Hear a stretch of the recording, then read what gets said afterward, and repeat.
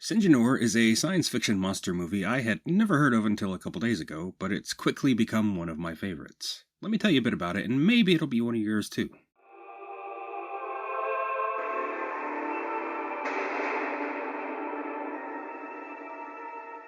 We open with a couple of yuppies taking their freshly acquired hewers back to the workplace, Norton Cyberdyne.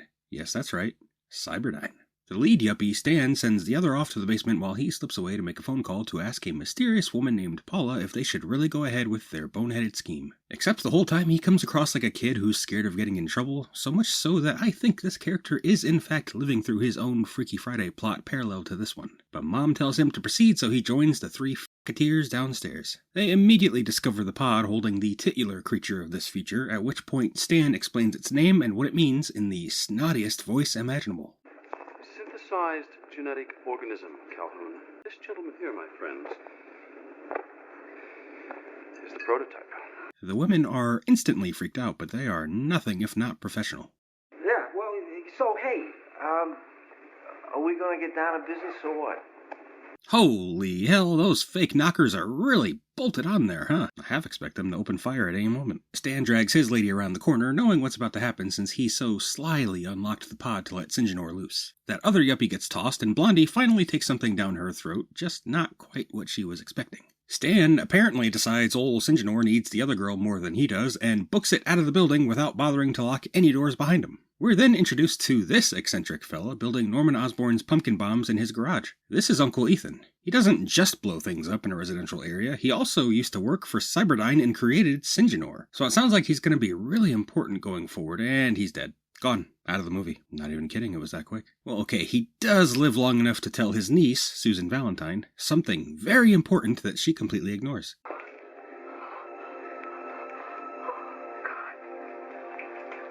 Susie, the pod, spray it. The reproductive pod. Water. Even Uncle Ben was treated more respectfully than that, and he's been killed off like 12 times. Susan runs to call 911 when suddenly Syngenor bursts in like she owes him money. She throws a vase of flowers and hurts the lumbering creature with water, but Susan's got the observational skills of a deaf Zubat and doesn't realize she already discovered its kryptonite. At least she's watched enough movies to know how to improvise a flamethrower, which, in spite of being the exact opposite of water, seems to do the trick. She flees to the office of Police Lieutenant Huggy, who is a friend to Weird Uncle Ethan. He then informs her that the police captain is ruling Ethan's death an accident by way of chemical explosion, in spite of the weird organic goo, birthing pod, more on that later, and fist holes that were surely all around the property. Unless, of course, old Syngenor was really good at sweeping and spackling whilst burning alive. Back at Cyberdyne, we meet a reporter named Nick, who's trying to swindle receptionist Bonnie, who is the oldest-looking teenager I've seen since, well, the entire cast of Sam Raimi's Spider-Man. She also happens to be played by Melanie Shatner, daughter of William Shatner. Unfortunately, Stan butts in while obnoxiously stuffing his face and sends Nick away. We're then introduced to Norton Cyberdyne's CEO, Carter Brown, played by the glorious David Gale, whose career consists entirely of what the fuckery. He enters the evil boardroom, followed of course by an ominous choir,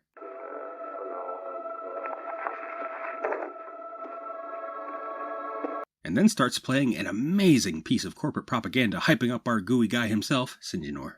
In the past, wars were fought by men susceptible to fear and bullets. But in the future, American soldiers will not have to be at a disadvantage in the battlefield. We predict that war will not be fought by American men, but by a new breed of soldier without fear. A soldier trained to kill and survive in the desert, and a soldier capable of reproducing every 24 hours. Syngenor. Yeah, that's right. This clunky and clumsy, slow-moving creature that is vulnerable to both fire and water is actually a super soldier designed to be sold to the American military and deployed in battle. Nope, don't see any flaws with that idea. Carter goes on to talk nonchalantly about the previous night's basement shenanigans, and nobody bats an eyelash. Our PR executive, Tim Calhoun, was expertly dispatched. Who do you think's gonna get Calhoun's office? Now, a PR man is expendable.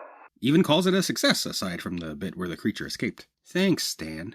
Oh, and just for extra renegade points, it turns out Carter also bribed the police chief, who I can only assume is named Brian Irons, to rule Uncle Ethan's death and accident. They're also not too bummed out about the whole escaped monster thing, since the schmuck and hose in the basement were used to make babies like a factory. Folks in the corporate world call that a net positive. Carter schedules a meeting for Saturday, prompting Stan to remind us once more that he is, in fact, a whiny teenager in the body of an adult. Not Saturday, for Christ's sake. Lieutenant Huggy drops Susan off at home, and man, this dude is really just always on the verge of tears at all times. He must be living through a movie of the week about divorce and child custody whenever he's not on screen here, the poor guy. Alone again, Susan arms herself before heading back to the garage when she nearly stabs Nick in the head because he ingeniously decided to skulk around unannounced where a man was just murdered. He tells her that he found out about a Cyberdyne scheme called the Dark Skies Project that her uncle was involved in, and she tells him that I'm not like most women. They decide to work together to infiltrate and expose Cyberdyne. Cut to evil corporate pricks Paula and Stan, who are scheming behind the boss's back because this crazy woman wants to release the new batch of Syngenors being kept in the basement vault. She orders Stan to go down there and retrieve the file for Project Dark Skies and then open up the vault like he did last time. Then they will leak the file to the press, presumably to expose Carter and allow Paula to seize the company for herself. Instead of doing all that personally, Stan sends Bonnie to do it by seducing her, I guess. Maybe you could do me a favor. Sure. You know, speaking of lunch, how old are you? 18? We'll keep that in mind. But don't worry, she doesn't get killed by the monster squad down there.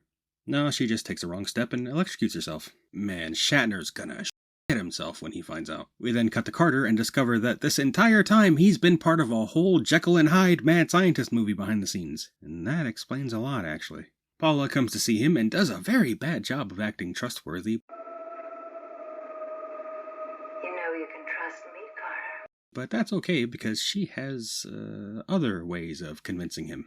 But Stan rushes in suddenly and runs a cock-block maneuver by telling Carter his niece is dead. Bonnie was Carter's niece, by the way. It barely even matters, but here we are. Bond's dead. Who? Your niece. Bonnie? Oh. Side note, it's kind of funny how Melanie Shatner was a Nepo baby playing a Nepo baby. That's 2 layers of favoritism right there. I also like to imagine this bit wasn't scripted and was actually just an actor having a mental breakdown while describing what it's like to film a scene with David Gale. I saw my life flash before my eyes. I thought the both of us were dead. Susan and Nick arrive and meet Bonnie's replacement because Cyberdyne wastes no time and gives zero Where's the ladies' room? Down this corridor, make a left. Follow that to the V when you veer to the left. At the fire extinguisher, I think you make a quick right. There's an elevator there. Take that to the 3rd floor. Make another quick left. You should see it at the end of the corridor. Wow. Only 2 kinds of people would have the building's whole floor plan memorized that quickly. Either she's Jason born in drag, or this woman has Crohn's disease. I feel you, sister. Gonna skip ahead a little, but not before showing you this alternate commercial made for the Syngenor Super Soldier. Instead, it's Syngenor, or that extra-aggressive, combat-ready killer so necessary for victory. I love it. From the group shot of multiple Syngenors that are clearly just a few of the costume masks sitting on a shelf, to the Syngenor sitting in a Jeep and giving a happy little wave to the camera. It feels like something out of the first Starship Troopers movie. It's just great. So, long story short, Carter has become paranoid that somebody is sabotaging him and decides to sunset Project Dark Skies. He sends these absolute dorks, the obligatory corporate kill squad, down to the basement, while Susan and Nick sneakily follow in clever disguises like the Scooby Gang. And they clearly wanted these goofballs to be like the Colonial Marines, complete with their very own Corporal Hicks, and even gave them this locker room scene with a lot of banter. But I mean, were they supposed to seem cool and badass, or were they intentionally designed to look as doofy as humanly possible? The tone of this movie is all over the place, but considering this exists, I'm gonna assume it's all tongue-in-cheek. If not, oh boy. Subscribe for more like this. Special shout out to this madman who lights up a couple of flares inches away from the grenade dangling haphazardly from his pocket.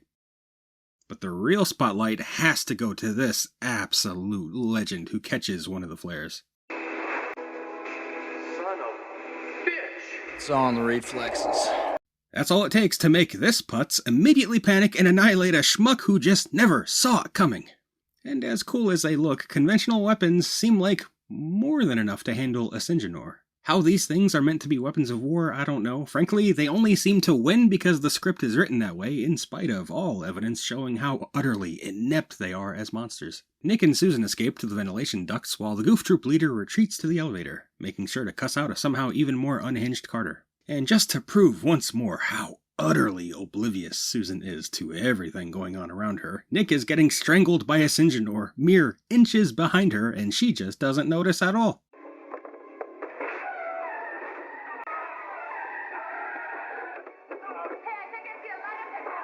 Luckily, he's pretty self-sufficient for a dork. The two escape the building, but Survivor Man here tries to stop them. And it's at this point that I must admit I've kept a whole ass character secret from you. From the very beginning, there's been a Cyberdyne security guard named Donnie who's basically been watching the movie along with us and occasionally providing his own commentary. And it's only now that he's had enough and decides to nope out of there. When they start shooting at kids, that's when it's time for Donnie to get his ass into a new job. Of course, I don't know what kids he's talking about because it's certainly not these two. But anyway, he clocks out early and wouldn't you know it, he instantly runs right into the big boss himself. Man, I really hate it when that happens. Although I suppose this is worse. Rip in peace, Donnie. You would have made a fine reaction YouTuber. There's an impromptu boardroom meeting and Carter, having been bamboozled by Paula, uses Wayne Zielinski's latest invention to paint the room with Stan. And he's got plans for the others too, don't you worry. Nick takes Susan home, and apparently they're in love now. Unfortunately, she never did a damn thing about that birthing pod in the garage, and a bigger, badder, and more armored-up Syngenor attacks. Lieutenant Huggy arrives to tell everyone the good news that he finally won custody of little Timmy, just in time to die while our heroes do nothing to help. Looks like poor Timmy has to live with his abusive junkie mother after all. These two morons escape, but then inexplicably decide to stop the car for a shockingly casual conversation given the circumstances. Well, where are we going? Plot twist, when you sit still long enough, it gives your pursuer a chance to catch up. So they endanger the lives of innocent people for a couple of minutes before coincidentally crashing the car right in front of Cyberdyne. They go inside to say hello, unaware that Carter is in full-blown maniac mode and locks the building down. They're surprised to see the aftermath of whatever hijinks the boss and the board got up to, free the only two survivors, get sneak attacked by the biggin, and then plan a trap for the Syngenor gang. And since Syngenors are pretty easy to kill, it works out, and Paula finally gets her comeuppance in the splody way. But these two horn dogs are too busy flirting to see the splody bits reforming and then go have their final encounter with Carter. Unfortunately, it's extremely underwhelming and Carter is killed by the newly minted monster Paula, which is then defeated when the TV tells Susan about the water weakness. Cut to a stinger teasing a sequel that never materialized. And we never even find out what Carter was injecting himself with. The end. I found out about Syngenor initially thanks to a replica mask I spotted in a movie dumpster video. It was a strange, Giger-esque, cone-headed design I'd never seen before, so I asked one of the hosts, Joe Lascola, about it, and he gave me the rundown.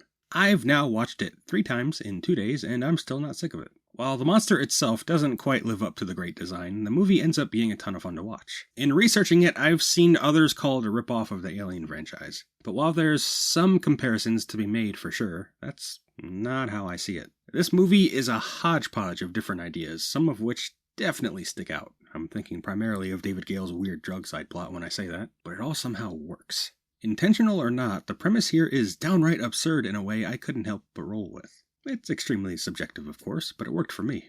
The performances have a lot to do with that. So many of the characters came across as if they were each the protagonist of other movies running concurrently to Syngenor's plot. I can guarantee you that wasn't intentional. Rather, the actors a lot of times just made very bold or strange choices that make their characters linger in my mind. I joked a lot about Susan being remarkably unobservant, but I actually really like star Endri Fafa in the role. She's kinda all over the place and didn't take the part too seriously, which works to the movie's benefit. Also really enjoyed her first interaction with Nick, and frankly, she would have been well within her right to turn him into a human pincushion. David Gale was a joy to watch. Enough said. Riva Spire, as Paula, clearly enjoyed hamming it up as a corporate saboteur seductress with zero subtlety. Charles Lucia was perfect as a whiny weasel like Stan, and Melanie Shatner was pretty charismatic as Bonnie, even with limited screen time. You can't help but feel bad about how she ends up. If I have to point toward a weak link, it'd probably be Mitchell Lawrence as Nick. I've never seen him in anything else, but here he kinda came across like a poor man's Steve Guttenberg. Even then, he's not terrible, just isn't as memorable as the rest. Like many other movies I'll be talking about in the future, Syngenor isn't for everybody. It's got a disjointed plot full of oddball characters that weave in and out of the movie, and less monster action than a lot of people would probably prefer. But to me, it was delightfully unpredictable and never boring. And just so you know, there's a few moments I cut out of my summary just to leave some surprises for you guys. You can find Syngenor free on YouTube right now with a quick search, so check it out if you're interested. It's got my seal of approval. And for one last little nugget of info, Syngenor was technically the sequel to a movie called Scared to Death. It's a lot more rough around the edges, and it seems like the monster itself is the only thing the two movies share, but I may check that one out sometime down the line. But that's all I got for you guys today. I'm baffled, and hope to see you next time. Bye!